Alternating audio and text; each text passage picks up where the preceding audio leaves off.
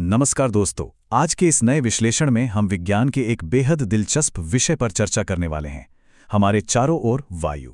जरा सोचिए, हम हर समय एक ऐसे महासागर में गोते लगा रहे हैं जो हमें दिखाई ही नहीं देता। बिल्कुल सच। आज हम अपनी कल्पना और कुछ यथार्थवादी मानसिक चित्रों का उपयोग करके अपने चारों ओर मौजूद इसी अदृश्य मिश्रण के रहस्यों को उजागर करेंगे। तो चलिए बिना किसी देरी के सीधे इसमें उतरते हैं और आज का अपना रोड मैप देख लेते हैं। हम शुरुआत करेंगे वायु को एक अदृश्य मिश्रण के रूप में समझने से, फिर इसकी मुख्य संरचना को जानेंगे। उसके बाद इसके भौतिक गुणों और मौसम तथा पर्यावरण पर इसके प्रभाव को समझेंगे और अंत में बात करेंगे स्वच्छ वायु और हमारे भविष्य की। वायु यानी एक ऐसा अदृश्य मिश्रण जो सच में किसी गहरे रहस्य की तरह है, कोई चीज जो हर जगह मौजूद है, हमें पूरी तरह से घेरे हुए है, फिर भी हमारी आंखों से बिल्कुल ओझल है।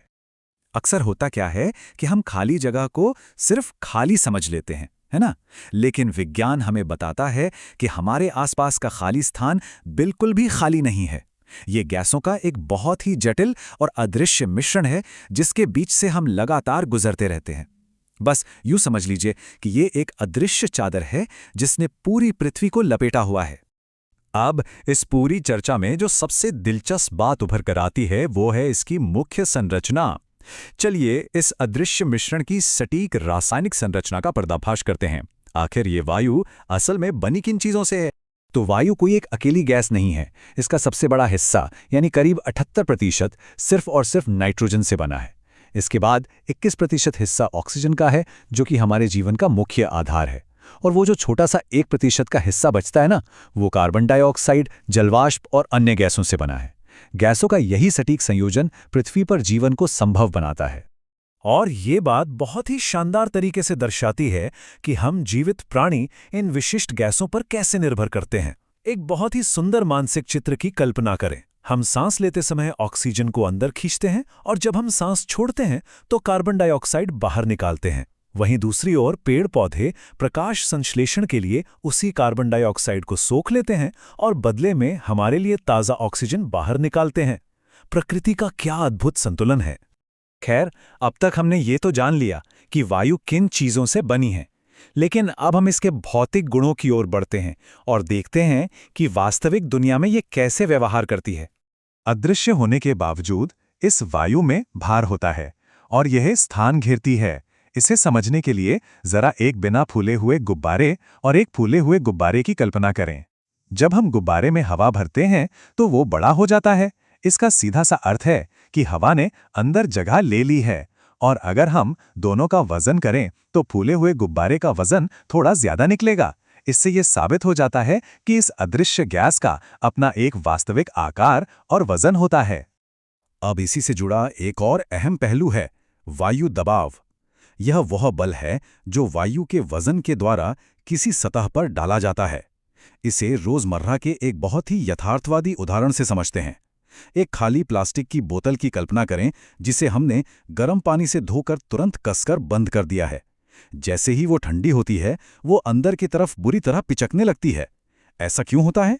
क्योंकि बोतल के बाहर की हवा उस पर एक अदृश्य लेकिन बेहद शक्तिशाली बल डाल रही है। और दोस्तों, यही वायु का दबाव है। तो यहाँ जो सबसे महत्वपूर्ण बात सामने आती है वो ये है कि वायु दहन यानी जलने की प्रक्रिया में भी सहायता करती है। एक दृश्य की कल्पना करें, एक मोमबत्ती जल रही है।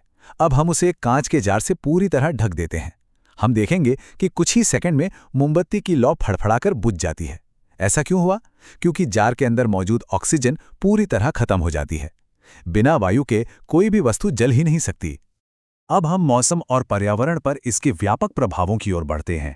अब तक तो हमने सिर्फ शुद्ध गैसों की बात की, लेकिन क्या इस अदृश्य मिश्रण में गैसों के अलावा कुछ और भी तैरता रहता है? बिल्कुल, वायु में केवल गैसें ही मौजूद नहीं होती हैं। इसमें धूल के कण, धुआं और बहुत सारे सूक्ष्म जीव भी हमेशा निलंबित रहते हैं।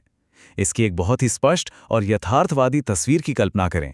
जब एक अंधेरे कमरे में किसी छोटी सी दरार या खिड़की से सूरज की रोशनी की किरण अंदर आती है, तो हम क्या देखते हैं? उस रोशनी की किरण में अनगिनत छोटे छोटे धूल के कण नाचते हुए दिखाई देते हैं ना? ये दृश्य हमें याद दिलाता है कि हम हर सांस के साथ अपने अंदर क्या क्या ले जा रहे हैं। इसके साथ ही वायु में जलवाष्प भी मौजूद होती है, जिसे हम आर्द्रता या नमी कहते हैं। और ये नमी सीधे हमारे मौसम को प्रभावित करती है। क्या हमें बारिश के तूफान से ठीक पहले हवा में वो भारीपन और चिपचिपाहट याद है?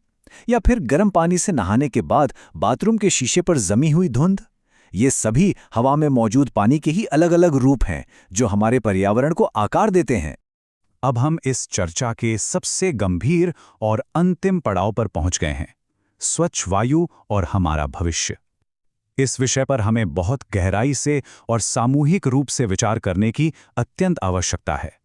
इस पूरे विश्लेषण का सबसे महत्वपूर्ण निष्कर्ष बस यही है कि स्वच्छ वायु पृथ्वी पर सभी प्रकार के जीवन की निरंतरता के लिए नितांत आवश्यक है।